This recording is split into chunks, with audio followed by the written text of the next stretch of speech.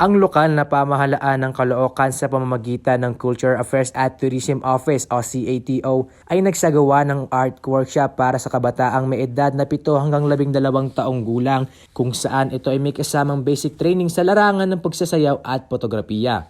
Ang photography workshop ay ginanap nitong Martes, 22 ng Agosto sa People's Park ng Caloocan na dinaluhan ng 54 na estudyante.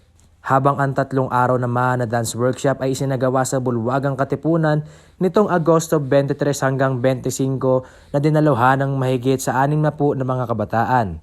Ang City Mayor ng lungsod na si Dale Gonzalo Along Malapitan ay nagpaabot ng pasasalamat sa CATO gayon din naman sa mga nagturo at mga lumahok sa matagumpay na workshop.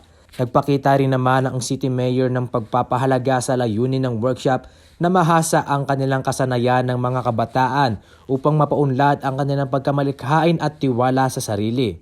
Pinagtibay naman ng City Mayor ang pangako ng pamahalaang lungsod na protektahan ang interes ng mga kabataan na nakatutok sa mga programang tumutugon sa kanilang pangangailangan. Ito si Mark Montemayor naghahatid ng tunay na balita para sa bansa.